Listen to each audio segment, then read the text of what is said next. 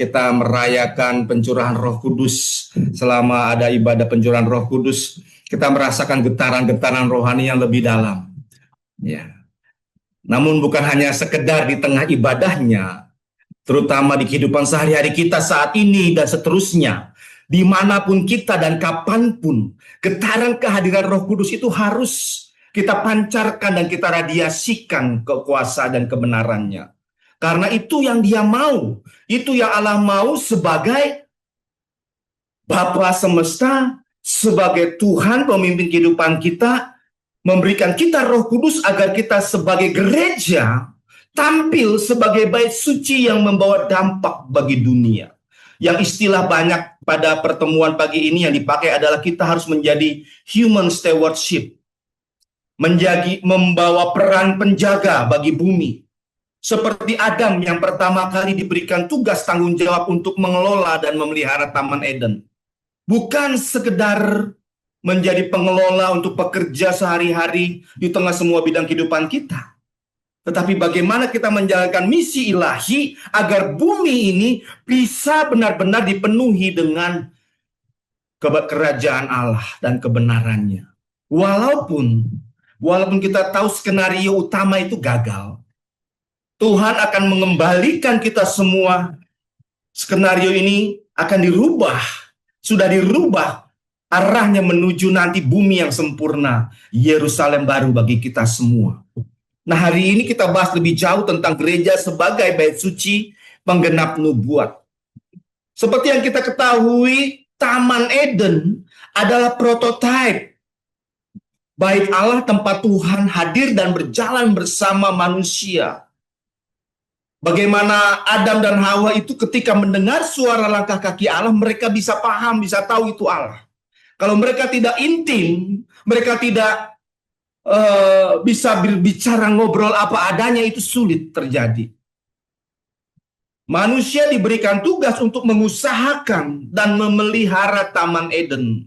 Kata mengusahakan kita sudah pernah bahas dulu, itu berbicara tentang melayani, menyembah. Kata yang sama dipakai untuk bekerja. Jadi Tuhan tidak membeda-bedakan pekerjaan kita dengan penyembahan, pujian kita. Semua harus selaras, semua harus sama, seirama, seiring. Tidak boleh ada perbedaan. Di gereja nampak kudus, di kerjaan malah najis. Nggak boleh. Di luar kita nggak boleh mengumbar hal-hal yang negatif. Kita harus menjaga kekudusan. Itu tugas kita. Menjadi penjaga bumi yang mengelola ciptaan dengan bijak. Itu sama saja. Yang luar biasa ketika rancangan ini gagal karena Adam dan Hawa berdosa, Tuhan hadirkan bagaimana Dia mau selalu ada di tengah-tengah umatnya. Lewat berbagai cara penampakan kepada Bapak leluhur Israel. Bapak leluhur di dalam firman Tuhan dari Nuh, Abraham, Ishak, Yakub, sampai akhirnya Musa. Dan akhirnya bangsa Israel disuruh untuk membuat tabernakel. Supaya Tuhan bisa berdiam di tengah-tengah mereka. Keluaran 25 ayat 8-9 menyatakan demikian. Dan mereka harus membuat tempat kudus bagiku supaya aku diam di tengah-tengah mereka. Menurut segala apa yang kutunjukkan kepadamu sebagai contoh kemah suci. Sebagai contoh segala perabotannya, demikianlah kamu harus membuatnya. Ini bukan sekedar Tuhan Allah ingin buat bangsa Israel repot, tetapi karena Tuhan Allah ingin hadir, memberikan kehadirannya dengan hal yang terbaik yang bisa diterima oleh orang Israel masa itu. Demikian juga bangsa Israel diharapkan memberi yang terbaik dengan mempersiapkan kemah suci, segala perabotannya, dan semua pengorbanan, persembahan pengorbanan yang dibawanya dari hasil yang terbaik. Selanjutnya, ketika bangsa Israel masuk tanah perjanjian, Tuhan Allah akhirnya menetapkan Salomo untuk membangun bait suci atas perintahnya. Dan ketika bait suci itu sudah established, dibangun, maka grand launchingnya adalah ketika di 1 Raja-Raja 8 ayat 10-11. Ketika imam-imam keluar dari tempat kudus, datanglah awan memenuhi rumah Tuhan. Imam-imam hanya bisa sampai tempat kudus. Ruang maha kudus hanya bisa imam besar saja yang masuk. Tapi di ruang Maha Kudus pun, ketika kemuliaan itu memenuhi rumah Tuhan, imam-imam tidak tahan berdiri. Ketika mereka keluar dari ruang kudus di pelataran bait suci itu, mereka tidak tahan berdiri untuk menyelenggarakan kebaktian. Oleh karena awan itu, sebab kemuliaan Tuhan memenuhi rumah Tuhan. Coba bayangkan sejenak Bapak Ibu.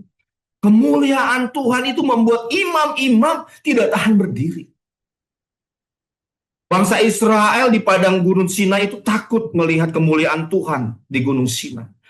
Mereka tidak mau mendekat. Nah, Tuhan yang sama hadir di Gunung Sinai, Tuhan yang sama hadir di bait sucinya waktu itu, juga Tuhan yang sama yang kita sembah saat ini. Bayangkan kalau dia menyatakan dirinya di hadapan kita dengan kemuliaan yang sama dengan yang dulu. Kita pasti tidak tahan. Sama. Tidak mungkin tahan. Oleh sebab itu kita harus perhatikan betul bagaimana cara kita hidup. Kita sedang berhadapan dengan dia setiap hari. Di seluruh kehidupan kita. Nah, selanjutnya keadaan bait suci masa itu kemuliaan Tuhan hadir ternyata hanya temporary. Nggak permanen. Mengapa tidak permanen? Tapi Tuhan walaupun tidak permanen, dia menyatakan kasih kuasanya luar biasa, tetapi hanya sementara. Mengapa hanya sementara? Karena Tuhan mau menyatakan kemuliaan yang jauh lebih besar melalui kehidupan kita. Ini yang luar biasa. Yesus adalah sang bait suci, penggenap nubuat. Apa yang dinyatakan di dalam kitab Kejadian, Keluaran, Imamat, Bilangan, dan seterusnya apa yang dinyatakan para nabi. Merujuk kepada satu pribadi yang luar biasa ini. Dia adalah sang bait suci. Jawab Yesus kepada mereka di dalam Yohanes 2 ayat 19 sampai 21. Roh bait Allah ini dan dalam 3 hari aku akan mendirikannya kembali. Lalu kata orang Yahudi kepadanya, 46 tahun orang mendirikan bait Allah ini dan engkau dapat membangunnya dalam 3 hari. Tetapi yang dimaksudkannya dengan bait Allah ialah tubuhnya sendiri. Inilah nubuatan yang luar biasa dinyatakan di dalam perjanjian lama tentang bayangan apa yang akan datang. Tabernakel, bait suci, bayangan Kristus yang akan hadir di tengah dunia sebagai Immanuel, Allah yang beserta kita.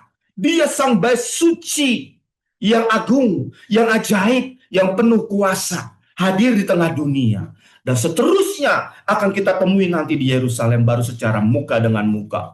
Luar biasa. Apakah Bapak Ibu merindukan hal tersebut? Kalau saya sih semakin mendalami firman, saya semakin merindukan Tuhan. Saya mau ada di sana. Saya mau ketemu Tuhan. Setiap hari, setiap saat saya bisa melihat wajahmu. Wow. Bukan berarti saya udah capek dengan beban hidup, pergumulan hidup. Bukan. Karena beban yang Tuhan berikan atas hidup saya, pergumulan apapun, itu adalah kesukaan saya di dalam Tuhan, agar saya melihat kuasa Tuhan nyata, lewat semua masalah. Jadi masalah adalah cara Tuhan untuk menyatakan kuasanya. Tuhan pakai masalah agar kita bisa melihat kuasa Tuhan, hanya kita mau mengizinkan nggak dia bekerja lewat kuasanya.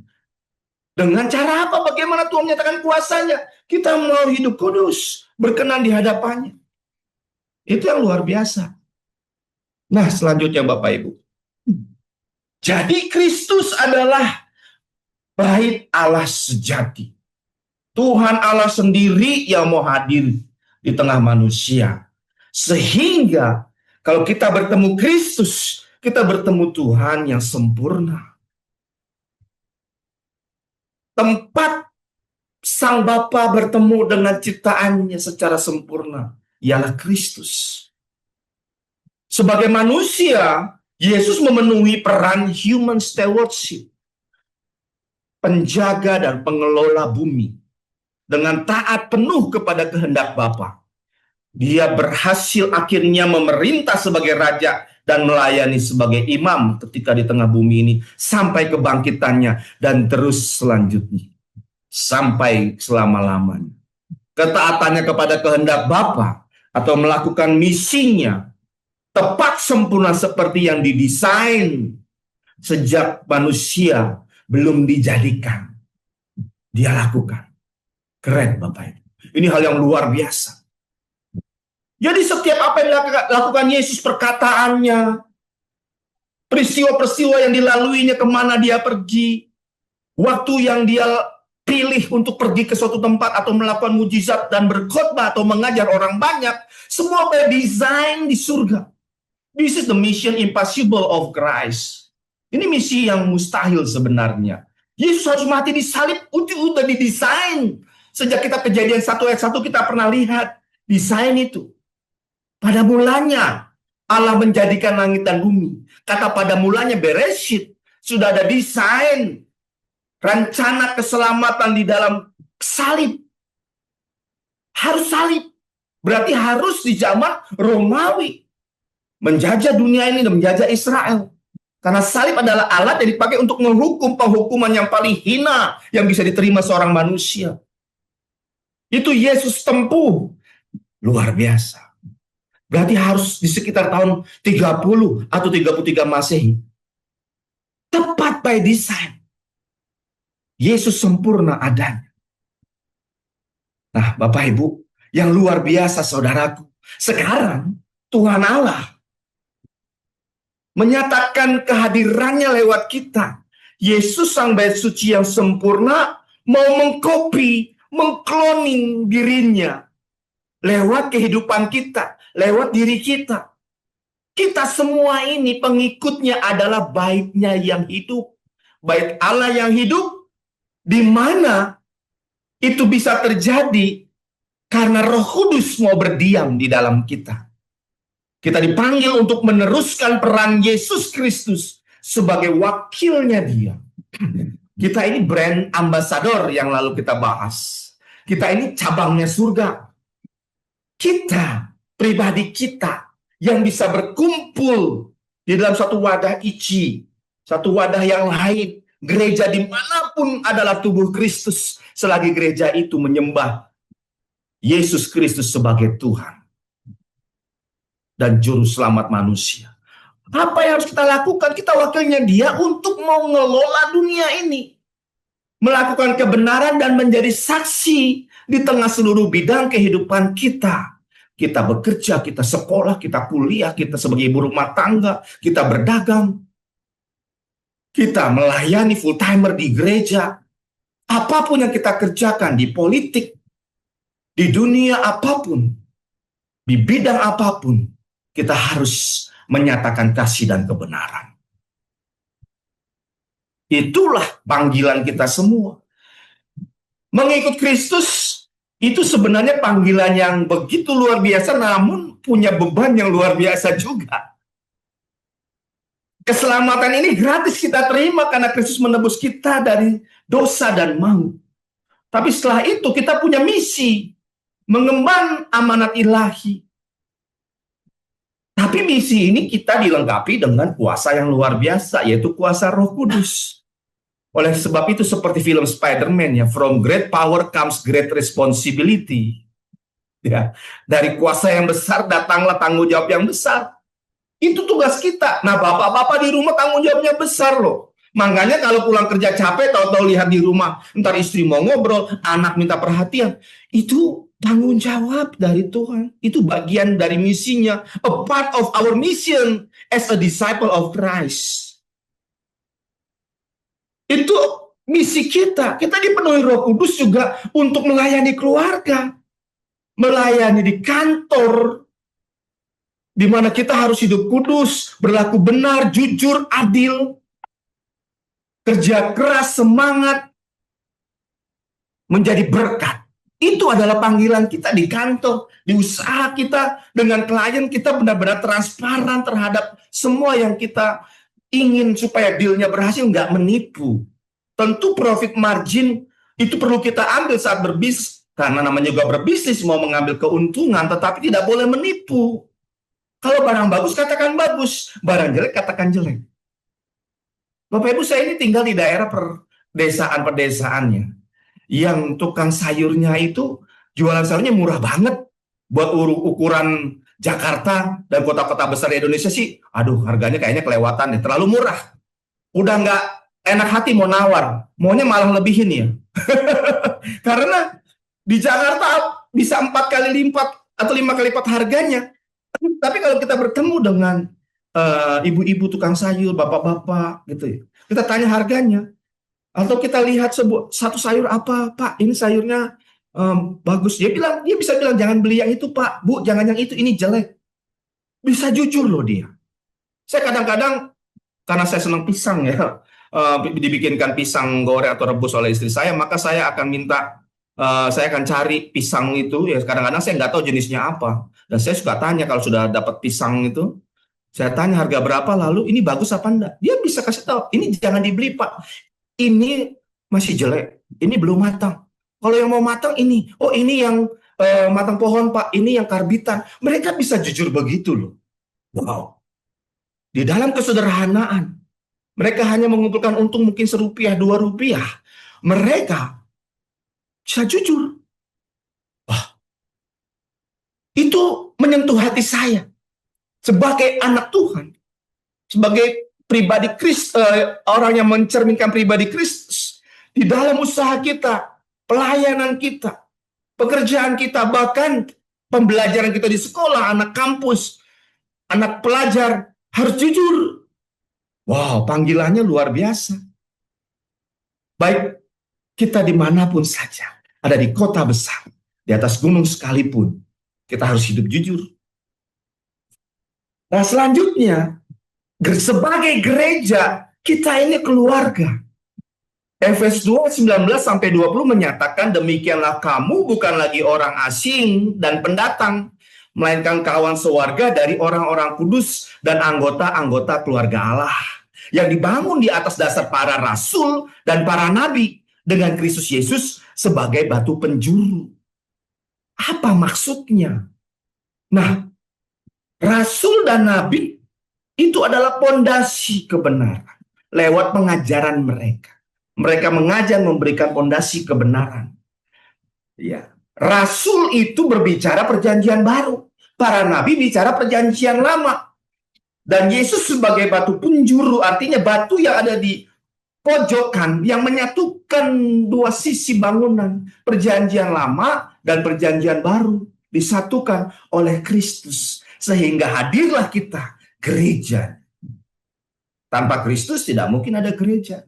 Makanya kalau ada yang bilang kita gereja tapi nggak menyembah Yesus, ya bukan gereja. Sesungguhnya demikian. Ya, just a temple dalam bahasa yang artinya secara khusus tidak merujuk kepada penyembahan kepada Kristus atau menyembah yang lain. Nah ini kan ada ya, udah lumayan ngetren penyembahan-penyembahan atau temple ke gereja yang mengaku diri gereja atau ibadah-ibadah kebaktian yang musiknya juga sudah ikut mirip-mirip dengan yang di ICI gitu ya. Tapi ternyata nggak menyembah Yesus. Hati-hati nih anak muda nih ya. Kebanyakan anak muda soalnya diseret-seret ke sana. Nah, jadi kita memahami Kristuslah yang menyatukan. Maksudnya apa? Nah, kita lihat. Di Lukas 2 ayat 27. Dikatakan, maaf ini harusnya Lukas 24. Ya, maaf nanti saya perbaiki editorial ini ya penulisannya. Lukas 24 ayat 27. Ketika Kristus sudah bangkit, dia melihat dua murid di jalan Emmaus bertemu dengan mereka, lalu dia hampiri dan mereka sedang berbicara. Lalu Tuhan Yesus bertanya, apa yang kalian bicarakan? Lalu mereka menyatakan kesedihan dan kekagetan mereka tentang kematian Kristus. Lalu Tuhan Yesus berkata kepada mereka, dikatakan apa? Lalu ia menjelaskan kepada mereka apa yang tertulis tentang dia dalam seluruh kitab suci, mulai dari kitab nabi-nabi, kitab-kitab Musa, dan segala kitab nabi-nabi. Nah, kitab-kitab Musa itu Kejadian sampai dengan Bilangan, Kejadian, Keluaran, Imamat, Bilangan, Ulangan. Ya, dalam bahasa Ibrani-nya dikatakan begini, Vayahel mi Moshe umihol haneviim. Nah, kita para nabi itu Neviim. Kalau Musa itu Torah, ya Torah Taim. Nah itu dia Torah, ya kitab Torah. Nah, Vaifaer lahem et kol haketuvim. Nah, ketuvim itu lagi. Itu adalah kitab-kitab nyanyian. Jadi seluruh kitab suci, Mazmur, Amsal, ya. Hane Emarim, Alive, dan dan yang tertulis tentang dia. Keren. Jadi dari Kejadian sampai kalau kita itu Maleakhi berbicara tentang Kristus. Kalau orang Yahudi kitabnya sama dengan kita, urutannya beda. Kejadian awal akhirnya Tawarik. Tapi semua berbicara tentang Kristus. Apa yang tertulis tentang dia dalam seluruh kitab suci. Makanya kitab suci kita itu luar biasa. Kalau dalam bahasa Indonesia kurang jelas, belajar bahasa Inggris. Inggris kurang jelas, lihat Yunani. Yunani kurang jelas, Ibrani jelas sekali. Makanya saya menyebutnya dalam kursus yang saya adakan Hebrew Bible of Jesus Christ. Dari Kejadian, bahkan tulisan pertama, huruf pertama sudah menyatakan tentang Kristus. Itu keren. Yesus luar biasa, pribadi yang ajaib dan agung ini. Pencipta segalanya. Maka kita nggak boleh asal-asalan kalau mau menyebut namanya itu ya. Kalau sekolah minggu nggak apa-apa lah ya. Kalau di WC takut, dalam nama Yesus nyanyi, dalam nama Yesus, dalam nama Yesus. Tapi kalau kita menyebut namanya udah nggak boleh sembarangan. Lewat sikap hati yang benar. Jadi jangan sampai asal-asalan. Ya. Nyebut namanya, ya Tuhan Yesus aku mau makan nih. Makasih ya, amin. Loh, kok nyebut Yesus begitu? Harus dengan hormat. Bukan mau legalistik, tetapi sikap hati penuh dengan hormat. Ini pribadi ajaib, pencipta langit dan bumi. Wah, gak sembarangan kita datang kepadanya. Bisa pakai akses yang langsung. Dia bisa tersenyum kepada kita, kita bisa tersenyum kepada dia. Kita bisa menangis di depan dia. Tetapi kita harus memberi hormat selalu kepada pribadi ini. Nah selanjutnya, lihat ya, bahwa kita dipanggil sebagai bait suci. 1 Petrus 2 ayat 4-5 menyatakan, dan datanglah kepadanya batu yang hidup itu, yang memang dibuang oleh manusia, tetapi yang dipilih dan dihormat di hadirat Allah. Kita datanglah kepada Yesus, sang batu hidup. Dan biarlah kamu juga dipergunakan sebagai batu hidup untuk pembangunan suatu rumah rohani bagi suatu imamat kudus, untuk mempersembahkan persembahan rohani yang karena Yesus Kristus berkenan kepada Allah. Ini anugerah bagi kita. Karena Yesus sudah berkenan kepada Allah, kita diperkenankan melayani Dia. Menjadi imamat yang rajani. Ini panggilan yang luar biasa. Ini harus membuat kita sebagai pengharapan dan gairah yang baru di dalam kehidupan kita sehari-hari. Di tengah dunia yang makin mungkin kita rasakan berat. Ya di Indonesia banyak PHK, walaupun katanya banyak juga lapangan pekerjaan, tapi susah dapat mungkin. Ini harapan bahwa kita adalah imamat yang kudus di tengah situasi apapun. Bisnis yang mungkin sulit atau bisnisnya sedang mendapatkan hasil yang besar, profit yang luar biasa. Ingat panggilan kita. Kita punya uang banyak, kita tidak punya uang banyak. Kita ada di kota, ada di desa, ada di laut, di gunung. Kita imamat rajani, kita bangsa yang kudus. Dan kita harus hidup seiring dengan panggilan ini. Nggak bisa sembarangan. Makanya ibu-ibu hati-hati perhatikan HP ya. Jangan mau jam-jaman melihat medsos, terus ikuti isu-isu terkini, mau lihat influencer, selebriti, kehidupannya diikuti. Alkitab jarang dibaca. Waduh. Harus rajin baca Alkitab. Gali dari bahasa asli sebisanya, semampunya. Karena itu adalah panggilan yang luar biasa. Ini membuat gairah kita. Ya, di kerjaan saat sesuatu yang sulit terjadi, berat. Ngatasin, aduh, saya kok dikasih tugas banyak begini sulit, harus perbaikan ini, revisi. Atau mungkin produk yang kita buat ini gagal. Aduh, gimana Tuhan? Ingat, kita bangsa yang kudus, kita imamat rajani. Tuhan pasti akan intervensi membantu kita lewat Roh Kudusnya. Asal kita mau jadi berkat, mau beri yang terbaik bagi Dia. Lakukan pekerjaan apapun, baik di gereja, di sekolah, di kantor, di rumah, dimanapun, seperti untuk Tuhan. Nah itu, imamat rajani. Kita ini batu yang hidup. 1 Petrus 2:46 mengatakan tadi kita adalah batu hidup yang dibangun menjadi bait Allah. Nah, makanya kita harus aktif berperan dalam misi Tuhan. Nah, baik misi yang disediakan gereja maupun misi harian kita dimanapun. We are on mission. We are people on mission. ya, of a Christ kingdom. Nah, ini dia. Ini misi kita. Ya. Ici punya misi, mau ke Papua, mau ke mana, ikuti, ikut. Mau misi tanpa harapan, ikut berbagi, ikut membantu. Walaupun nggak bisa hadir tuh, kehadiran kita fisiknya. Nah, rekening kita bisa ditransfer ke sana kan? Iya, kita harus hadir sebagai mission of people dimanapun berada, kapanpun. Jadi saya sering bilang sama anak-anak pelajar, kalau dipanggil ya untuk melayani mereka, kamu ini bukan seorang pelajar yang Kristen, sesungguhnya prioritasnya berbeda. Kamu adalah seorang Kristen, anak Kristen, ya, pengikut Kristus yang sedang belajar. Misi kamu adalah Kristus, tapi lagi belajar. Jadi kamu harus berikan yang terbaik bagi Kristus. Demikian di kantor kita. Kita ini bait suci yang ada bekerja di kantor itu. Kita berusaha apapun, bait suci yang sedang usaha. Makanya usahanya hati-hati. Jangan sampai usahanya yang tidak kudus.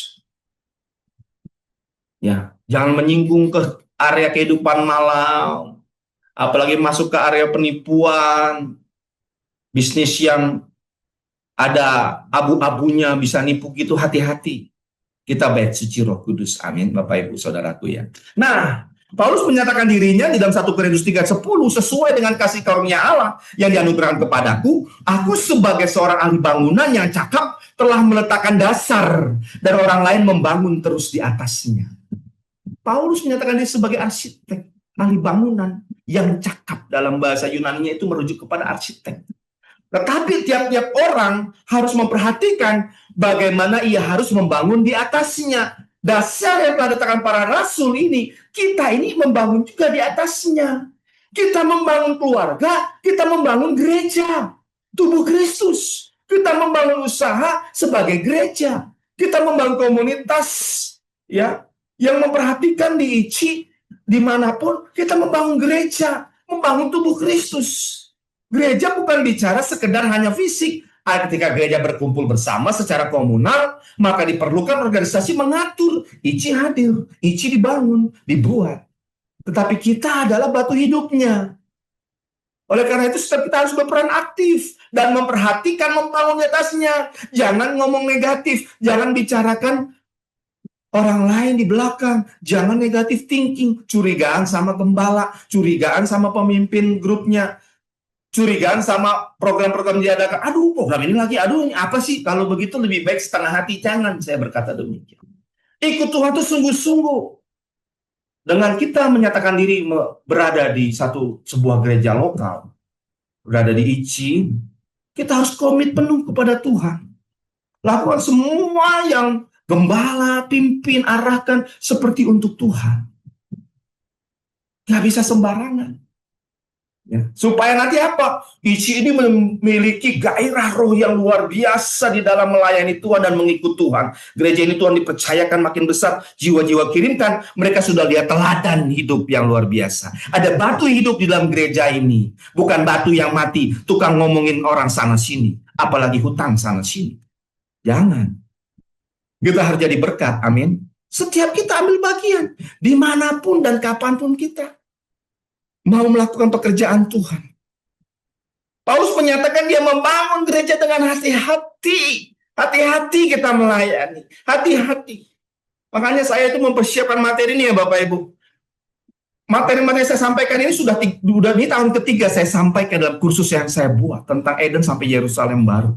Tapi sampai 1 bulan terakhir, malam tadi sampai menit terakhir mau menyampaikan, saya masih hati-hati memikirkan, Tuhan mana yang pas? Oh ini oke apa enggak? Masih dengan hati-hati saya coba pertanggungjawabkan di hadapan Tuhan. Karena apa yang saya ajarkan, itu harus saya pertanggungjawabkan. Bapak-bapak tanggung jawab. Suami-suami tanggung jawab dengan sumpah setia pernikahan. Istri-istri, anak-anak tanggung jawab di rumah. Anak-anak juga imamat rajani, bangsa yang kudus. Sama orang tua nggak bisa sembarangan. Ada ya anak-anak ini ngetren di medsos, sama orang tua bisa mukul karena nggak dikasih iPhone, nggak diberikan motor tertentu. Aduh. nggak dikasih dibelikan skincare yang branded, orang tua bisa dikejar-kejar pakai parang atau pisau. Wah, yang bener aja. Ini nggak boleh terjadi di dalam umat Tuhan. Nah, karena itu kita harus membangun dengan bahan yang tahan uji. Kasih. Bagaimana kita bisa mengasihi kalau tidak belajar memberi? Kalau kita mau belajar sabar, maka kita pasti akan mengalami namanya tekanan, ujian. Kita selalu bilang ada buah roh, kasih, sukacita, damai sejahtera, kesabaran. Nah, gimana bisa sabar? Pasti kita akan ditantang untuk sabar, ditemui hal-hal yang tidak membuat kita hati kayaknya nggak mau sabar. Damai sejahtera, lihat sana sini, masalah sana sini. Nah, bagaimana kita ini supaya di tengah damai sejahtera yang kayaknya susah didapat, dunia yang begini gelap, kita mau punya damai sejahtera. Oleh karena itu harus kita seperti itu tuh, ya, terhubung dengan Tuhan senantiasa. Ya. Jadi kasih kita, iman kita, pelayanan kita akan diuji. Kita harus berani memberikan terbaik. Jangan memberikan ego kita untuk Tuhan, tetapi berikan hidup kita untuk Tuhan. Bukan ambisi pribadi kita. Saat kita mau mengasihi, kita ingin dilihat orang. Saat kita melayani, kita ingin terlalu dilihat orang. Jangan. Ya, selanjutnya, di perjanjian lama, Tuhan hadir di bait suci lewat kemuliaannya. 1 Raja-Raja 8 ayat 10 sampai 11 kita pernah bahas itu ya. Umat hanya bisa menyanyi dan menyembah dari jarak jauh. Nah, di perjanjian baru, Tuhan Yesus Kristus menyatakan di kisah 1 ayat 8 bahwa kamu akan menerima kuasa kalau Roh Kudus turun atas kamu. Dan akhirnya kisah Rasul 2, Roh Kudus turun dicurahkan di hari Pentakosta. Tuhan berdiam di dalam umatnya, 1 Korintus 3 ayat 16. Gereja jadi bait Allah yang hidup di mana Roh Kudus tinggal. Nah, di sini saya ingin menyatakan, seperti dahulu bait suci dipenuhi kemuliaan Tuhan, Pentakosta adalah momen di mana Roh Kudus mengisi gereja sebagai bait yang baru. Ya, ini dia, Bapak Ibu. Di Pentakosta pertama di Gunung Sinai yang disebut Shavuot, 50 hari setelah hari raya Paskah atau Pesak, di mana umat Israel di Mesir diluputkan dari kematian anak sulung di Mesir. Kata diluputkan itu Pesak atau Paskah dalam bahasa Yunaninya. Itu merujuk setelah 50 hari kemudian terjadi Tuhan Allah menurunkan 2 loh batu di Gunung Sinai. Itu disebutnya Shavuot. Ketika di tanah suci, mereka masuk tanah perjanjian, Tuhan Allah menyuruh mereka di imamat supaya mereka merayakan itu sebagai hari raya panen atau Shavuot. Atau Pentakosta, sama saja, tapi pesta Pentakosta pertama, Shavuot pertama di Gunung Sinai, 3.000 orang binasa. Tapi Shavuot pertama di perjanjian baru, Roh Kudus turun, 3.000 orang diselamatkan. Nah, memang Roh Kudus hadir untuk membawa keselamatan bagi kita semua. Kuasa diberikan supaya keselamatan itu bisa memenuhi kita, ya. Kita dipenuhi oleh Roh Kudus, kita gereja dipenuhi Roh Kudus, hidup dalam penyembahan yang sejati, memuji Tuhan, bersyukur, melayani, dan menunjukkan kasih Tuhan Yesus kepada dunia ini. Ini adalah penyembahan sejati, satu paket lengkap. Menyembah Allah dalam roh dan kebenaran itu dimulai dari pujian penyembahan kita dengan rasa syukur, dan kita hadirkan untuk melayani dunia dengan kasih Tuhan. Amin. Nah, saya mengungkapkan tentang Roh Kudus ini. Kata yang diambil atau dipakai oleh Musa atas perintah Tuhan untuk menuliskan kata roh itu ruah. Dalam bahasa Ibrani-nya itu ruah. Yang sebenarnya artinya juga sama dengan angin. Ini saya ambil dari kursus saya yang berjudul The Bible Pictograph.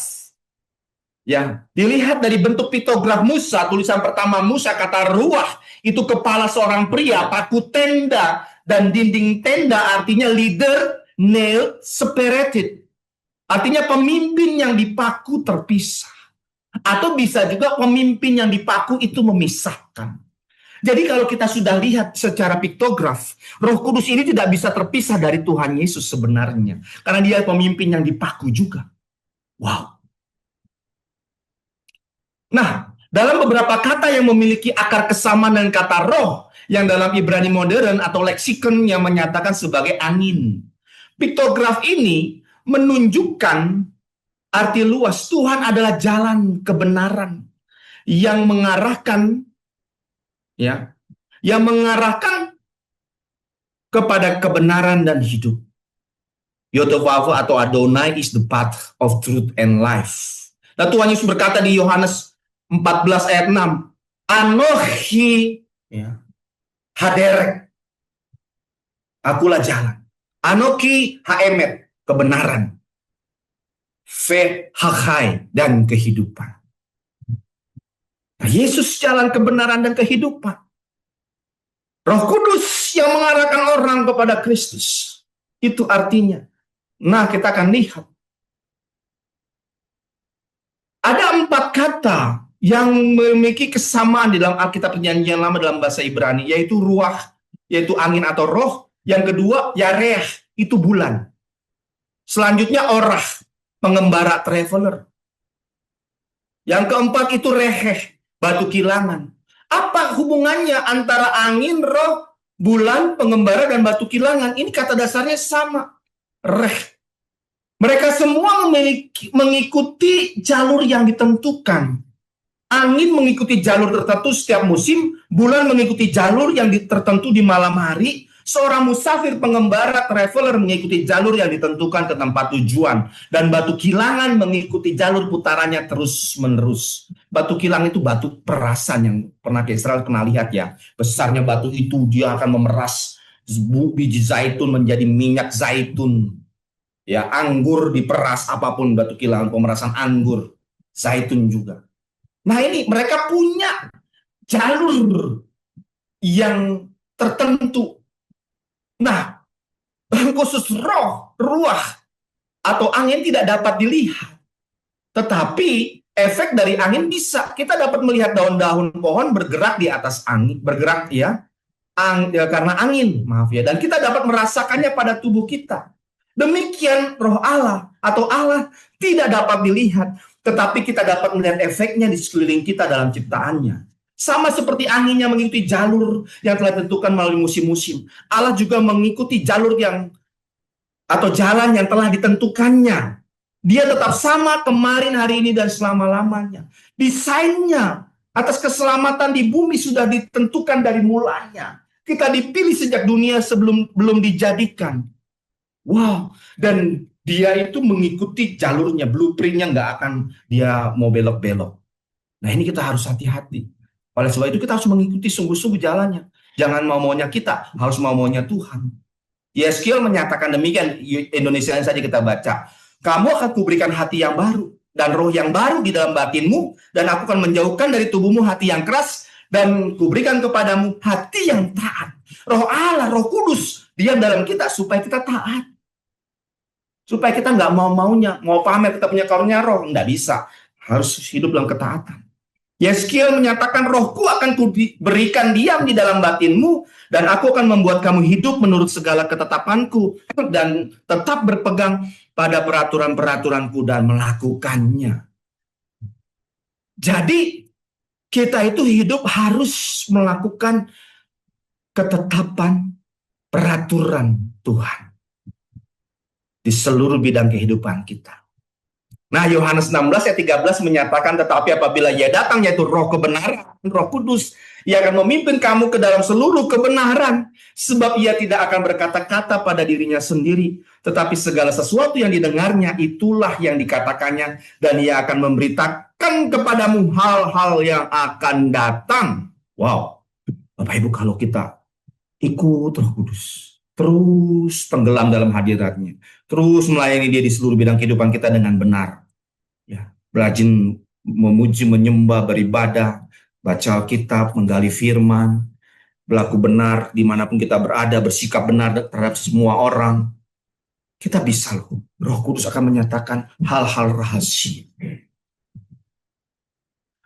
Bisa. Karena ini Bible study, ya, ruang kesaksian terhadap pribadi saya batasi. Misalnya saya, dalam banyak hal Roh Kudus bisa bicara. hal yang akan datang sudah banyak yang Tuhan nyatakan. Sejak saya banyak tenggelam dalam hadiratnya dan mencoba taat, banyak. Demikian ya, Pastor Jojo, Pastor Henny, dalam khotbah-khotbah yang memberitahukan bahwa kadang Tuhan juga kasih impresi, berbicara, dan memberitahukan. Dan tentu saja para gembala diberikan arahan untuk apa yang harus dilakukan terhadap jemaat di sini. Nah, ini luar biasa Bapak Ibu.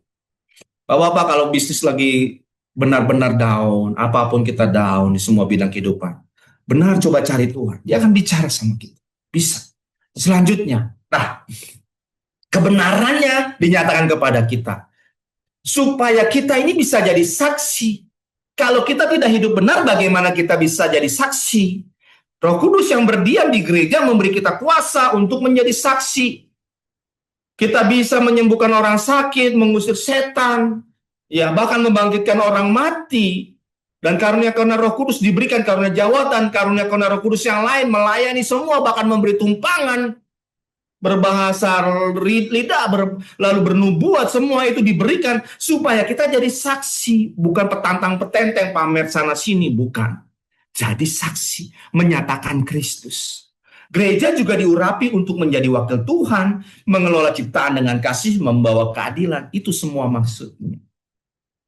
Ya, kita harus mau jadi saksi. Panggilan sebagai bait suci adalah supaya kita menyebarkan radiasi cahaya ilahi ke tengah dunia ini. Dengan kesaksian hidup kita. Kita bisa jago membahas firman seperti ini, saya bisa gali lebih jauh. Tetapi kalau saya tidak juga melakukan kebenaran, saya tidak akan bisa jadi saksi. Maka tuntutan saya double. Gali kebenaran, bagaimana berlaku benar dalam kehidupan sehari-hari. Terutama pertama kepada istri dan anak-anak dulu. Selanjutnya kepada saudara terdekat atau semua orang tetangga lah yang paling lihat. Kadang-kadang saya bisa nada tinggi sama anak. Saat dikasih tahu 1 kali, 2 kali, 3 kali saya mulai tinggi. Saya mulai ingat, jangan teriak keras-keras tetangga dengar. Gitu ya. Kan ini kan ada arah Manadonya nih. Lumayan nih. Kadang-kadang, bisa. Gitu ya. Tapi saya Tuhan. Nah Bapak Ibu, teman-teman semua di sini kita harus menyadari itu. Tetangga kita, teman-teman di sekolah kita, di kampus kita, dosen kita, teman sekerja, customer kita adalah tempat kita melayani. Mereka melihat kita. Mereka menanti kesaksian kita. Dengan atau tidak disuruh. Mereka otomatis sedang melihat. Apa kita berbisnis betul? Kita berbicara betul? Ya. Selanjutnya Bapak Ibu. Gereja sebagai imamat rajani dinyatakan di 1 Petrus 2 ayat 9. Tetapi kamulah bangsa yang terpilih, imamat yang rajani, bangsa yang kudus, umat kepunyaan Allah sendiri, supaya kamu memberitakan perbuatan-perbuatan yang besar dari Dia yang telah memanggil kamu keluar dari kegelapan kepada terangnya yang ajaib. Seorang imam mewakili umat kepada Allah. Ingat, kita ini imam dan raja. Berarti kita mengambil keputusan berdasarkan kehendak Tuhan dan menjadi wakil Tuhan bagi siapa? Bagi semua keluarga kita, bagi istri kita, anak-anak kita. Makanya ngomong sama istri nggak boleh kasar, nggak boleh sembarang. Perkataan yang mulai keluar setiap hari harus pujian. Sama anak juga. Anak-anak kepada orang tua ingat baik-baik. Kamu imamat rajani. Nggak boleh sembarangan, mentang-mentang orang tua mungkin tidak sepintar kamu, gelarnya tidak seperti kamu, sekolahnya tidak seperti kamu, nggak bisa sembarangan. Apa-apa tahu apa sih? Nggak boleh. Mama ini loh, udah diam aja. Ingat baik-baik. Kamu harus membawa orang tuamu kepada Tuhan. Jadi saksi. Mungkin memang tidak nyaman. Keluarga adalah gereja, tempat kita melayani seumur hidup, sebenarnya demikian. Ya. Maka pelayanan utama kepada gereja dulu, karena bangun tidur sampai tidur lagi dilihat. Nah kalau semua pergi keluar, bapak pergi keluar dari pagi sampai malam baru pulang, ibu juga ikutan pergi keluar, bapak kerja, ibu mau nge-gym, ibu mau ikut arisan, acara sana sini, malam baru gereja, anak-anak di rumah sama pembantu, nggak bisa lihat teladan dari orang tua. Akhirnya yang diajar bukan Kristus, tetapi TikTokan dan yang lain sebagainya. Anak-anak kita tampil nggak pede. Banyak anak-anak sekarang NPD, banyak anak-anak sekarang mental illness yang sudah dibahas dan seringkali menyatakan. Karena orang tua jarang hadir. Orang tua nggak bisa jadi saksi. Suami-suami lupa bahwa mereka imamat rajani di rumah. Bagi anak istri. Oh, imam raja kan sudah digembala, itu ada gembala. Itu di gereja. Secara komunitas ilahi. Tapi sebagai struktur terkecil gereja, yaitu keluarga, kita harus tampil jadi imamat rajani. Ibu-ibu juga, nggak bisa sembarangan. Jangan mau ikuti dunia. Maunya skincare merek tertentu. Udah tahu bapak itu penghasilannya ya pas-pasan. Nggak jauh-jauh dari UMR. Jangan nuntut skincare-nya merek-merek yang sekali beli 300.000 lah. Atau mau 500.000. Tasnya harus branded ikut-ikutan. Sampai bapak harus ngutang. Kejebak lagi nanti pinjol. Ada lagi judul. Aduh. Jangan sampai. Dan kita harus memahami ini. Bahwa kita dipenuhi Roh Kudus, mau nggak mau kita akan dibawa ke area imamat yang rajani. Kita dibawa ke area yang namanya dominion of God. Kita masuk ke otoritas ilahi. Bangsa yang kudus, umat kepunyaan Allah. Ini nggak gampang. Makanya Tuhan Yesus bilang, kamu ikut aku kepada orang kaya. Dia bilang, kamu harus sangkal diri, pikul salib. Kepada murid-murid juga berkata demikian. Kepada orang kaya, jual seluruh hartamu. Itu bukan bicara secara fisik, jual seluruh harta. Tuhan ingin tes hatinya. Mau ikut Tuhan sungguh-sungguh apa enggak?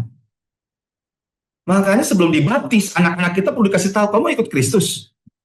Siap sangkal diri, pikul salib. Siap mati bersama Kristus. Atau siap mati bagi Kristus. Mungkin kalau pisau di leher, pistol di kepala gampang. Kamu sangkal diri, sangkal Yesus. Enggak, sangkal Yesus, jeder. Sudah selesai. Sangkal Yesus, mati.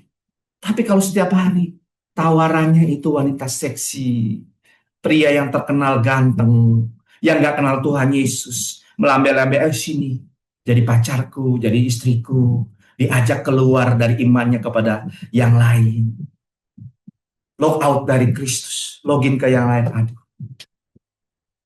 sedih ya.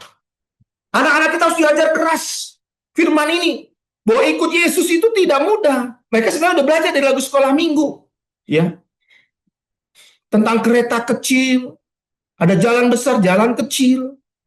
Mereka tahu kok lagu dari lagu sekolah minggu, hanya kurang ditekankan.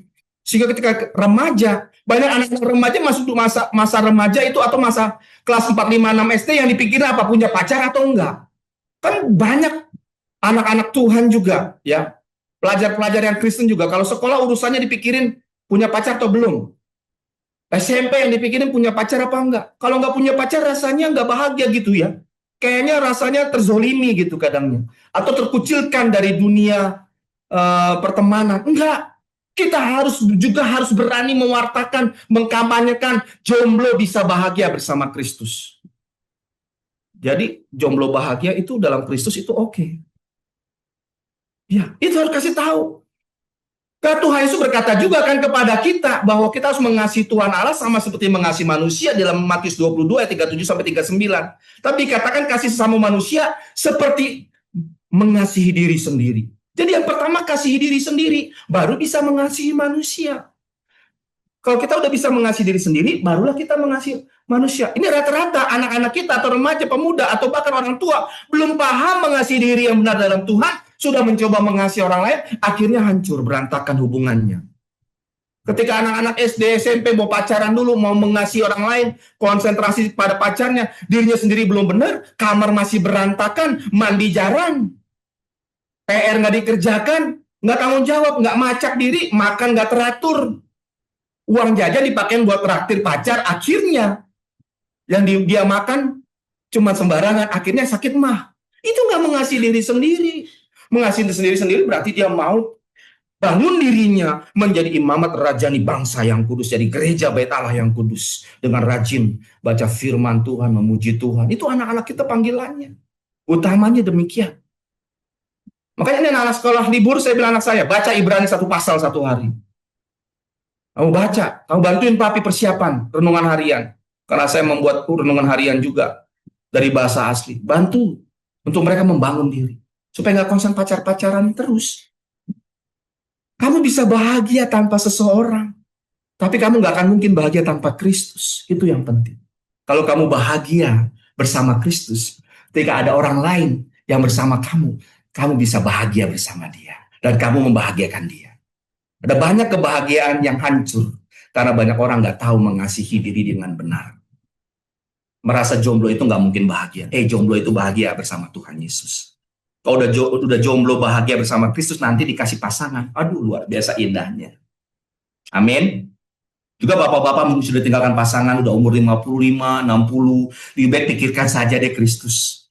Ya, jomblo bahagia bersama Kristus. Ya, nah sekarang panggilan kita berarti sebagai imam raja ini kita dipanggil meneruskan peran Kristus. Imam yang membawa dunia kepada Kristus lewat doa dan pelayanan kita di semua bidang kehidupan. Sekaligus wakil raja yang membawa kasih dan kuasa Roh Kudus ke dalam dunia. Amin, Bapak Ibu.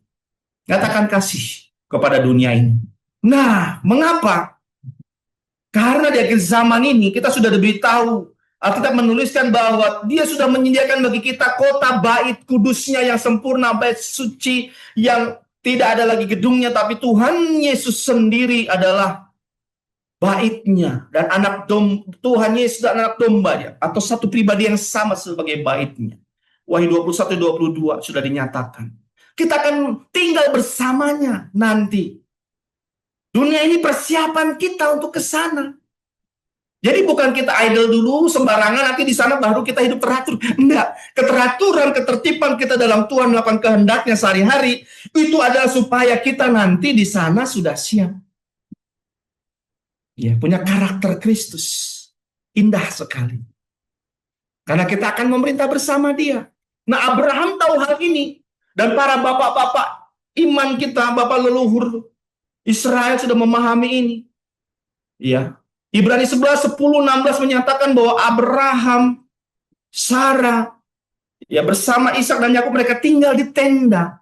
Karena mereka menunggu Yerusalem baru. Mereka sudah dikasih lihat sebuah kota.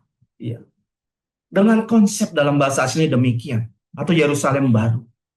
Kota ilahi di mana kehadiran Tuhan itu penuh dan tidak ada dosa lagi. Sampai matinya. Abraham tidak mau tinggal di rumah permanen. Dia tinggal di tenda. Dan demikianlah Ishak, Yakub, terus Musa, sampai Daud. Yang masuk ke Sion, ya membangun kerajaannya, barulah dia tinggal permanen. Dan dikatakan sampai kerajaan Daud itu masih ada orang Israel itu tinggal di tenda. Nah, Bapak Ibu, sekarang kita ini gereja sedang dibentuk oleh Tuhan, ya dilatih menuju kegenapan nubuat bahwa kita akan tinggal bersama dengan Tuhan di bait suci Yerusalem baru, dan Tuhan sendiri sebagai bait suci. Jadi setiap tindakan kita, kasih kita, keadilan yang kita nyatakan kepada sesama, pelayanan kita adalah bagian dari pembangunan bait Allah yang kekal ini. Nah, hidup kita sekarang adalah proses. Tuhan siapkan kita nih, bahasanya nyiapin nih. Buat jadi bagian dari Yerusalem baru. Apa yang kita lakukan hari ini? Cara kita mengasihi, melayani, menjaga sesama, menjaga bumi, membentuk kita menjadi imamat rajani di rumah Allah yang sempurna. Wow. Ini adalah yang luar biasa bagi kita semua. Yerusalem baru adalah puncak dari peran kita untuk menjaga bumi, tapi nanti kita di Yerusalem baru, kita memerintah bersama Kristus. Hanya bahasan ini jangan minggu ini ditanyakannya.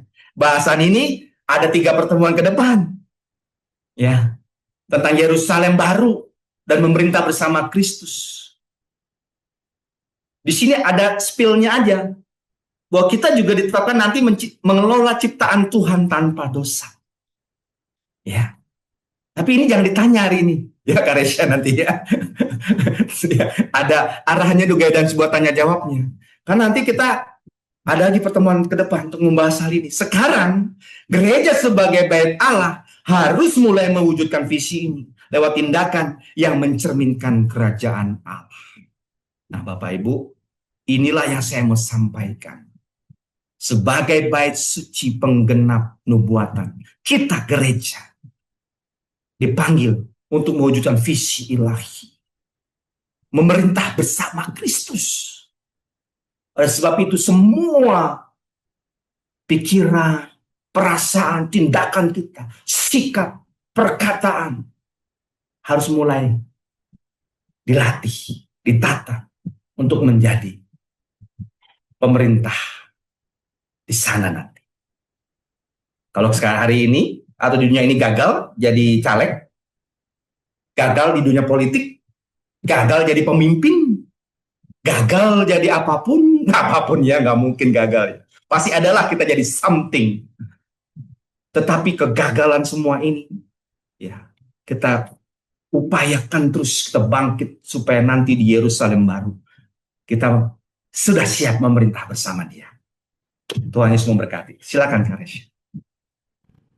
Terima kasih Pak Leo untuk pemaparan dari gereja sebagai bait suci penggenap nubuat. Kita percaya bahwa berkat yang Tuhan berikan bagi kita semua lewat pemaparan ini menjadi bagian dari kita semua. Oke, pada siang hari ini, pagi hari ini, Bapak Saudara, kami berharap supaya ya pertanyaannya jangan terlalu jauh ya. Ini banyak pertanyaan yang menurut saya juga unik-unik. Mungkin berbeda dengan yang dibahas oleh Pak Leo.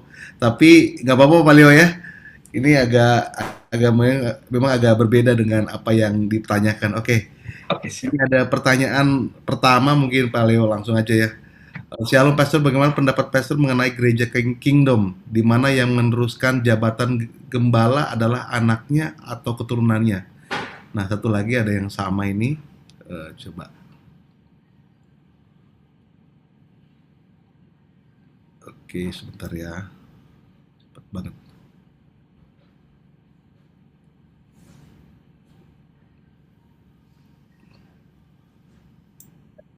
Oke, itu aja dulu, Pak.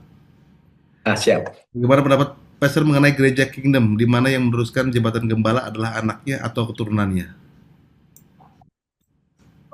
Ketika gereja sebagai tubuh Kristus di dunia ini berkumpul, lalu membentuk organisasi tertentu yang mengatur dengan aturan-aturan yang sudah diberikan mandat oleh entah kepengurusan atau apapun, maka mereka punya hak prerogatif.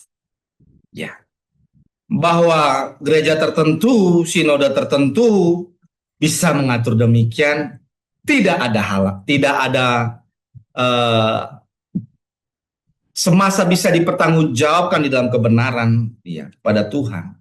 Mungkin merujuk kepada bapak-bapak leluhur yang meneruskan tugas tanggung jawab Abraham kepada Ishak, Ishak Yakub, Yakub kepada anak-anaknya, dan serta pemimpin-pemimpin di Perjanjian Baru juga ya, imannya Timotius bisa meneruskan kepada keluarganya. Itu masih dalam sebuah rangkaian ataupun wilayah yang memungkinkan, yang diperbolehkan, yang tidak bertentangan. Tetapi ingat bahwa manusia yang membangun organisasi tetap punya kelemahan. Manusia tidak sempurna. Nanti gereja yang sempurna itu nanti di Yerusalem baru. Saya paham yang ditanyakan, tetapi saya harus juga menjawab dengan bijak bahwa semua masih bisa diakomodir. Jika memang sebagai warga gereja kita yang di sana nggak nyaman, ya kita juga punya hak prerogatif ya untuk berpikir apakah saya tetap di sana atau tidak. Pikirkan baik-baik, tetapi harus dalam pimpinan Roh Kudus. Bukan sembarangan karena sakit hati, bukan karena like or dislike. Semasa pimpinan dari keluarga anaknya meneruskan ternyata membawa gereja lokal itu lebih baik, lebih dinamis mengikuti pimpinan Roh Kudus, ya itu oke. Sama pemimpin-pemimpin dunia ini juga di pemerintahan dunia sekuler, ada anak cucu yang meneruskan, oke. Tapi ada juga yang mengacaukan, merusak tujuan utama. Nah, oleh sebab itu kita harus juga mau hidup benar dipimpin Roh Kudus. Ya, itu karya saya bisa saya jawab sekarang. Sangat Oke, diplomatis, tetap bijaksana untuk harus bijak. ya. Oke, selanjutnya Pak. Pak, apa maksud dari nubuat Markus 24 ayat 45? 24 ayat 45. Siapakah hamba yang setia dan bijaksana yang diangkat oleh tuannya atas orang-orangnya untuk memberikan mereka makanan pada waktunya? Silakan, Pak. Ya, kita buka sama-sama ya. Kita akan coba melihat teks harus dihubungkan dengan konteks. Ya, Matius 24. Maaf, Matius, Markus Markus 4 ayat Markus 20. Markus 24 ayat 45 ya. Coba aku cek dulu ya. Markus sampai 16 saja ya. Iya, makanya ini. Matius kali ya. Ya, mungkin Matius ya. Oke, Matius 24 ayat 45, Pak. Iya, Terus gini, siapakah hamba yang setia dan bijaksana yang diangkat oleh tuannya atas orang-orangnya untuk memberikan mereka makanan pada waktunya? Matius 24 ya. Matius 24 ayat 45, perikopnya hamba yang setia Ya, dan hamba yang... Silakan, Pak. oke. Baik, kita lihat sama-sama supaya menjawab itu harus sesuai teks dan konteks. Perumpamaan tentang hamba yang setia dan hamba yang jahat. Siapakah hamba yang setia dan bijaksana yang diangkat oleh tuannya atas orang-orang untuk memberikan mereka makanan pada waktunya? Berbahagialah hamba yang didapati tuannya melakukan tugasnya ketika tuannya itu datang. Aku berkata kepadamu, sesungguhnya tuannya itu akan menjadi pengawal segala miliknya. Akan tetapi apabila hamba itu jahat dan berkata dalam hatinya, Tuanku tidak datang-datang, lalu ia mulai memukul hamba-hamba lain dan makan minum bersama-sama dengan pemabuk. Oke, ini seterusnya ya. Saya sudah oke, saya paham.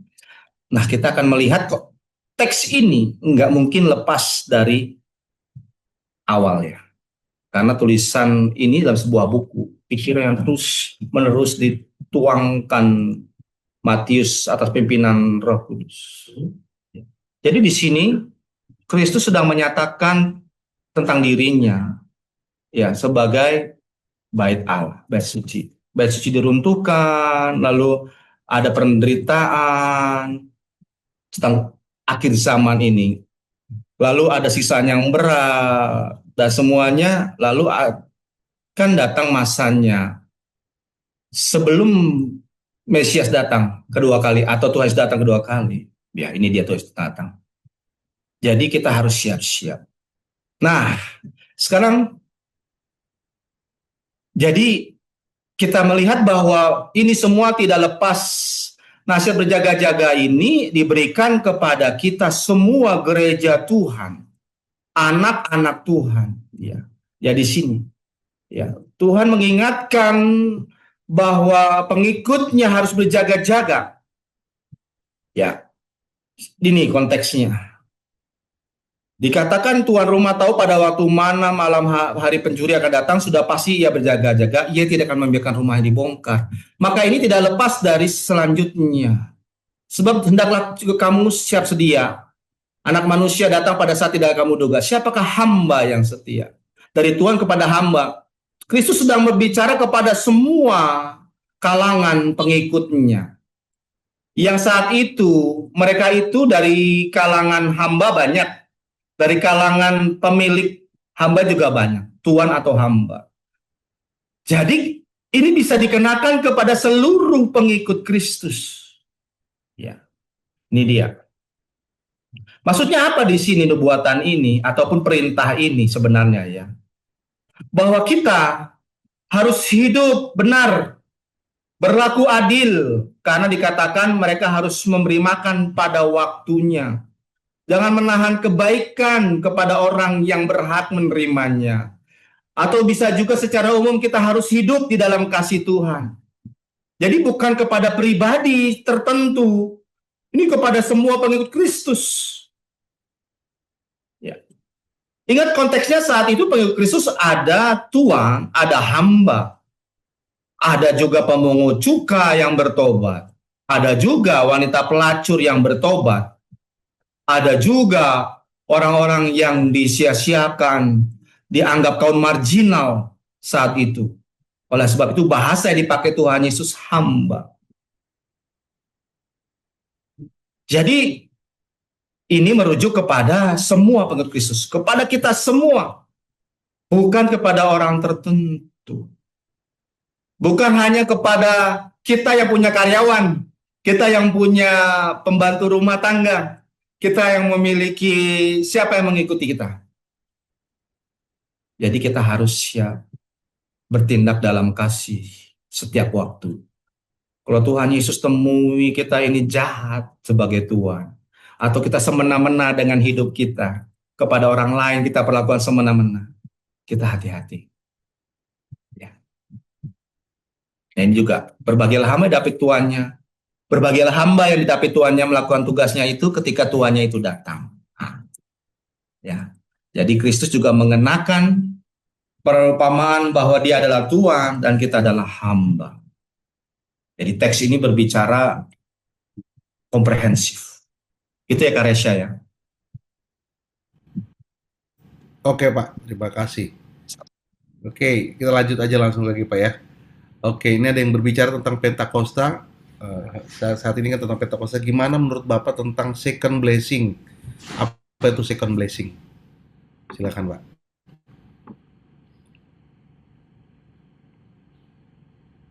Sebenarnya yang bertanya harus menjelaskan apa yang dimaksud dengan second blessing, bahwa jadi dia tahu second blessing itu apa. Lalu ditanya lagi sama saya, ya. Mungkin gini Pak ya, mungkin yang mereka bicarakan ini ada di beberapa pengajaran kan second blessing itu yang blessing pertama apa itu ya? Pentakosta di Yerusalem. Ya bukan Pak, ini yang first blessing itu mungkin yang berkat keselamatan, terus yang kedua tentang apa ya, di beberapa gereja dikatakan ketika baptisan, ketika itu dibilangnya second blessing kali yang itu ya.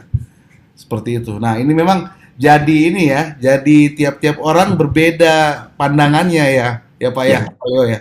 Jadi saya berharap memang kita mengerti dulu apa mereka mereka harus tulis dulu nih apa aja nih first blessing dan second blessing. ya, ya, Ya, itu kali betul, ya. betul. Mungkin Baik, bisa Karesa saya menjawabnya begini, lanjutkan ya, Pak. bahwa di dalam pemahaman setahu saya dalam Alkitab, dalam pembelajaran bahasa asli, lalu melihat teks dan konteks latar belakang budaya, ya, bukti-bukti arkeologi serta landscape tanah perjanjian dan semuanya, Tuhan itu pribadinya sebenarnya komplit, ya, utuh dalam memberikan berkatnya. Kalau dikatakan bahwa keselamatan itu adalah first blessing, lalu dikatakan yang lain baptisan second blessing, dan yang lain-lain misalnya ada blessing-blessing lainnya, itu adalah rangkaian satu paket. Satu rangkaian paket utuh. Maaf, saya ada ganggu. Satu rangkaian utuh blessing bagi kita dalam kehidupan kita itu disebut sebagai sebenarnya ini kasih karunia. Dalam bahasa Ibrani kasih karunia itu berhubungan dengan tenda rumah, tenda-tenda, tenda-tenda, kumpulan tenda, klaster tenda, Hanan. Ya. Jadi kumpulan klaster ini disebut, ini bahasa yang dipakai akhirnya merujuk kepada charis nanti di perjanjian baru atau kasih karunia atau grace. Seseorang menjadi anggota di dalam perkemahan ini adalah karena dia pasti adalah anak atau keluarga. Jadi kalau kita mendapatkan blessing atau kasih karunia dalam Tuhan, kita harus ada di perkumpulan ini, ada di tenda ini. Di dalam tenda ini kita mendapatkan kasih, pemulihan, makanan, kebersamaan. Kalau kita berburu, kembali diobati, dikejar-kejar orang, kita bisa bersembunyi di situ. Itu kasih karunia kita mendapatkan komplit dari Tuhan. Konsep kebenaran tentang blessing juga ada di dalamnya. Berkat Tuhan sebenarnya yang pertama bagi kita keselamatan, jelas. Yang kedua misalnya dibaptis atau dipenuhi Roh Kudus. Ketiga apapun itu adalah definisi dari kita. Tapi paket komplit kita untuk memasuki berkat dari Tuhan sebenarnya adalah wawasan yang kuno. Kita melihat semua secara keseluruhan. Ya boleh dibilang kalau orang merasakan itu, ini adalah second blessing saya mendapatkan dari Tuhan, ini second blessing. Ini Pentakosta pertama, ini Pentakosta kedua, ini ketiga, keempat, kelima atau apapun, itu sifatnya nubuatan pribadi yang subjektif, tetapi asal bisa diverifikasi silakan pengikut atau umat mengikutinya. Jadi kembali itu di dalam ranah, kalau di dalam ranah penafsiran itu adalah sebenarnya subjektif tapi masih bisa diverifikasi. Yaitu dia dapat pewahyuan pribadi dari Tuhan, ini loh. Tapi bagi gereja dipimpinnya itu oke. Tapi bagi gereja tidak dipimpinnya, maka itu tidak bisa, belum tentu Roh Kudus bicara demikian. Demikiannya karya saya. Yang saya pahami demikian. Jadi blessing dari Tuhan itu sebenarnya satu rangkaian penuh berkat Tuhan. Ketika Tuhan Yesus berdoa, Bapa kami yang di surga, dikuduskanlah namamu, datanglah kerajaanmu, afinu seba samayim yet kadas shemeka, ya, tafo malchuteka.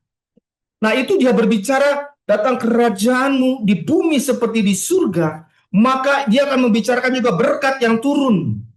Berkat turun yang dikatakan akhirnya Tuhan memberitahu kepada kita, berikanlah kami pada hari ini makanan kami secukupnya, atau bahasa Ibraninya adalah etlechem kukenuten lanu hayom, pada roti bagian kami hari ini berikan. Jadi Tuhan itu sudah memberikan set in order, sudah disiapkan setiap hari bagian. Demikian berkat rohani, sudah ada pimpinan ilahi atas kehidupan kita.